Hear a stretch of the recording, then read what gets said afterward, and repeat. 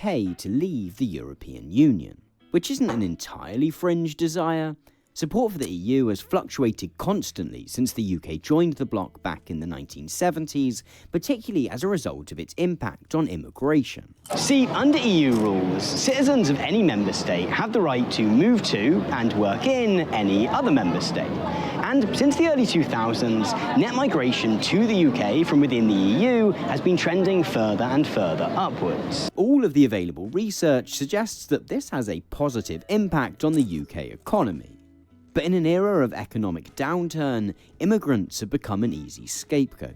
David Cameron has often joined in on this scapegoating, making high-profile promises to bring net migration down into the tens of thousands. Nevertheless, support for UKIP continues to rise. And in 2014, one of Cameron's own MPs even defects to the party in protest at his perceived inaction on the issue. The result is that Cameron decides that he has to do something in order to avoid losing more support. His solution? To pinch UKIP's own key policy.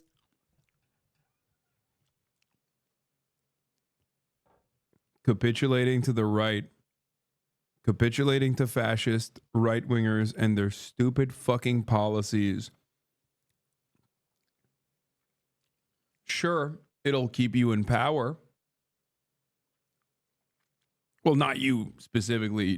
Maybe just not you specifically. But it's great. They love doing this shit, man. The best decision by a politician in the modern era. Yeah, like historic run for not you specifically. No, I meant for David Cameron specifically. This was the start of a sequence of L's for, I mean, dude, this literally is the starting point of what you saw last night. It wasn't just the austerity. This led to him withdrawing, resigning, whatever. Then afterwards, there was the sequence of other fucking politicians that also, other Tory admins that also fucked up majorly. Most of it framed around Brexit. Well, not the last three, but... of holding a referendum on EU membership. A nationwide vote presenting Brits with a binary choice. In or out. Cameron's reason for calling the vote is because he feels pretty certain that the Remain campaign is going to win. He wants to prove that whatever concerns might exist around immigration, that wanting to leave the EU is little more than a fringe obsession of a vocal minority.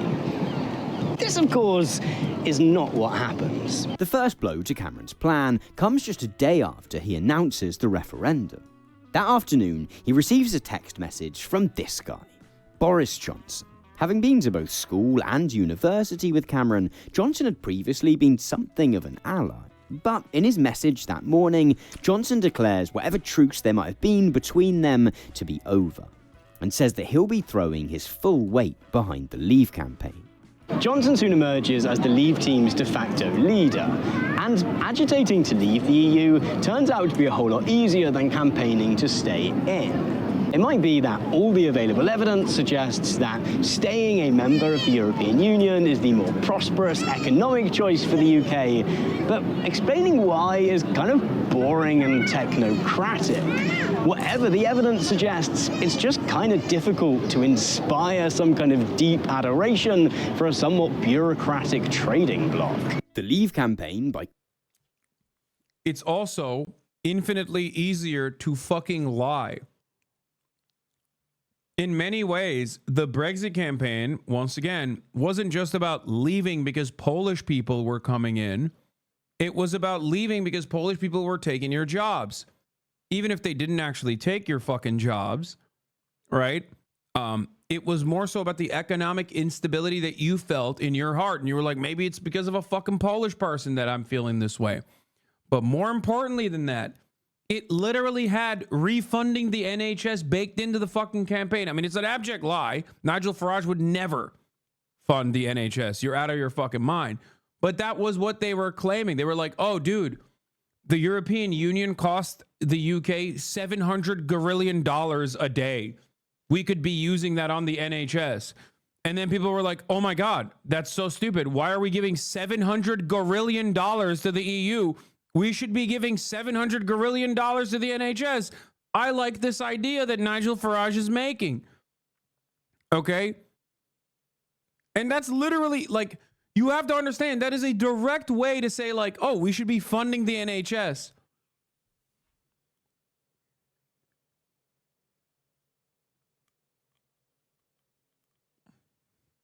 Okay, it wasn't gorillion, it was 350 million. Which also was a lie, by the way. Yeah.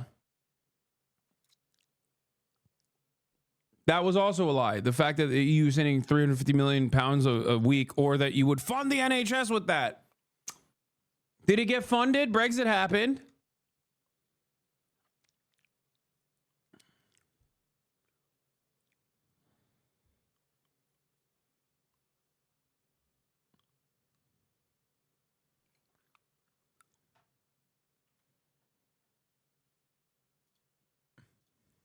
I think.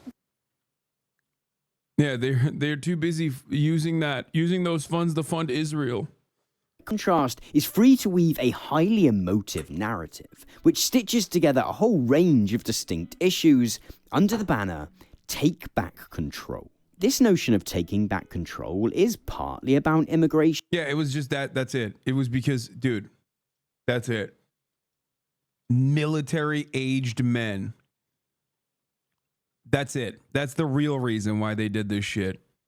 Okay? It banged because there are so many goddamn racists. But it also taps into a whole range of anxieties about the country's declining influence on the world stage, and even cuts to public services, which are reframed as no longer being a political choice made by the Conservative Party, but the result of a need to send great sums of cash to Europe. In fact, the success of the Take Back Control narrative is that voters can kind of project whatever they want onto it. It allows Brits to take whatever their frustrations might be with contemporary Britain, no matter whether they are real or relevant, and redirect that anger at the EU. And it works. At 4:40 AM on the 24th of June 2024, the BBC announces that Britain has voted to leave the European Union. It was such a laughably massive L for England, dude. Holy shit. Another position that I was absolutely fucking correct on, and never, not even for a fucking moment, backpedaled on at all. There were so many leftists who were yelling at me. They were like, well, what about Lexit? What about Lexit? There's a lot of leftists that want to do Brexit, but for different reasons. And I was like, you're fucking wrong and you're stupid. Okay? The EU partnership agreement for the UK was already like set up in a way that was only beneficial to the UK. Like imagine having a beneficial trade agreement with your, with your partner right there, with your partner in your ass cheeks. And you're like, you know what?